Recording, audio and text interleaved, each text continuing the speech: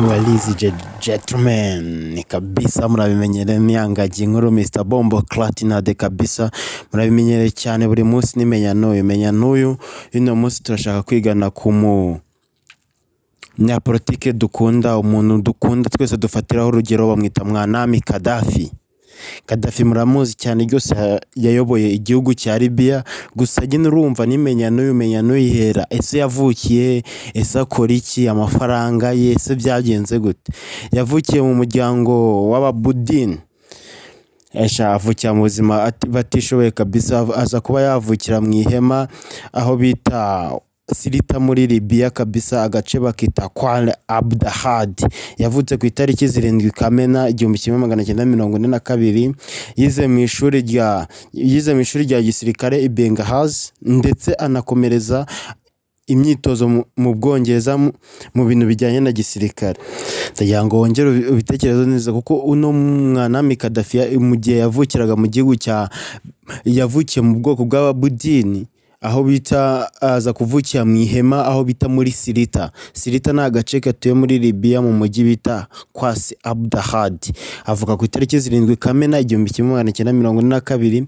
Akaba yarize amashuri ye ibintu bijyanye na gisirikare kabisa, aza kuba yayiga i Benghazi ndetse anakomereza imyitozo mu Bwongereza. Mwanami Gaddafi yaje kujya mu gisirikare akaba afite bundi Mwanami Gaddafi yaje kujya mu gisirikare afite imyaka 15.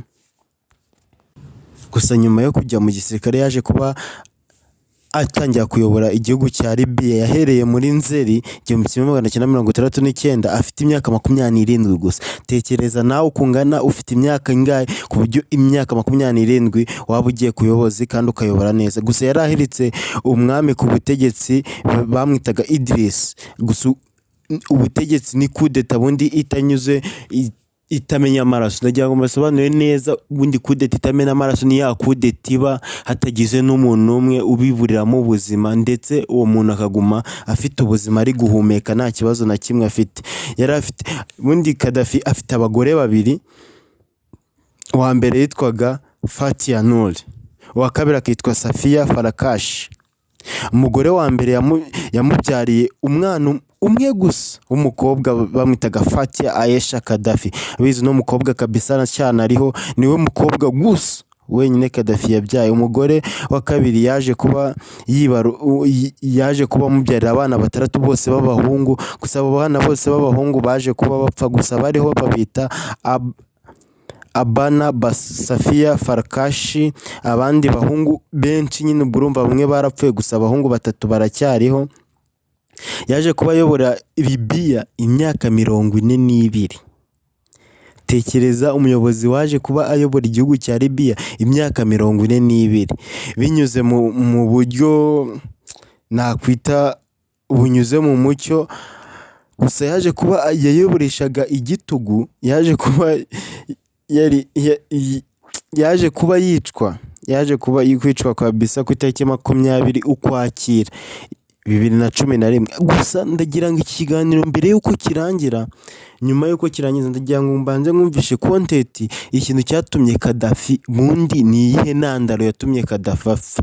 Yose ndaje ndayikubwira nyuma, wowe nkurikiye ndagusobanurira documentary yatanze mu rurimi rw'icyongereza nyigusobanura mu rurimi rw'ikinyarwanda. Gusa Gaddafi yaje kuba yicwa bigizemo uruhare na OTAN na NATO. Nubyumva neza mu kiganiro ndi bunyuzeho nyuma uraza kumva impamvu imva n'imvano ko n'inama yari yagiyemo. Aza kuba yihenura avuga uburyo ibihugu bikize ku isi biri gutoteza ibidakize Afurika bayigiza, mbega muri make uraza kubyumva imva n'imvano yabyo kabisa. Nanjye Icyongereza yakoresheje cyose ndagisobanura neza ucyumve gatanu ku kandi. Gusa yaje kuba yishwe nabo bari bahanganiye mu butegetsi, bari mu itsinda bita Arab Spring. Gaddafi aza kugumya yayobora gusa bivugwa yuko umutungo we bundi ari ubutunzi bwose bwa Libya, ngo bwari ubutunzi bwe. Gusa nanone umushakashatsi bamwita estimation niwe wavuze ko yapfuye afite biliyoni 200. biliyoni magana ubwo uzivunje mu manyarwanda nawe urazumva, biliyoni n'izo miliyari mu manyarwanda bundi ya Leta Zunze Ubumwe za Amerika. Gusa ndagira ngo utege amatwi witonze ucishije make wumve iki kiganiro Mwanami Kadafi n'icyo yazize. Hano urareba iki kiganiro ndi kukwereka naho Kadafi yari yagiye mu nama y'ibihugu bikize, ndetse Kadafi yari ahagarariye Afurika yunze ubumwe. Hano Kadafi baje kuvuga iminota 35, noneho arangije arayikuba gatandatu avuga iminota 96. Nubwo Kadafi haza kwiyenura ababwira uburyo yerekana uburyo Amerika yanze ko bakora ibitwaro bya kirimbuzi. Agumye avuga ati se ko mwanze ko Afurika dukora ibitwaro bya kirimbuzi tukaba tureba muri kubikora byo biri kuva he.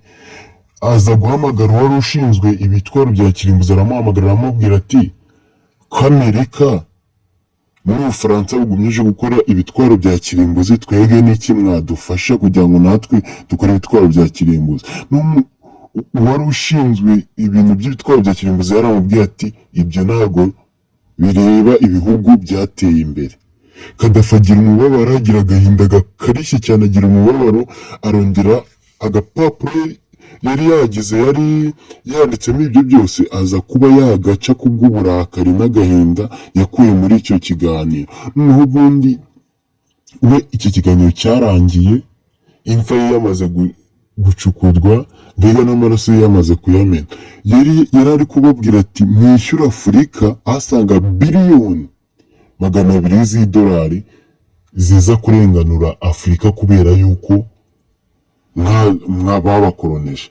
Kadafi aza kuba agira agahinda gakomeye cyane, agumya kugira agahinda, agahinda karamubatura, arongera avuga amagambo akomeye yita mu kariya kana kacu. Ubwo yavugaga Trump, umuyobozi wa Leta Zunze Ubumwe za Amerika, ati kariya kana kacu mbere karatwumvaga ariko ubu nikatitwumva.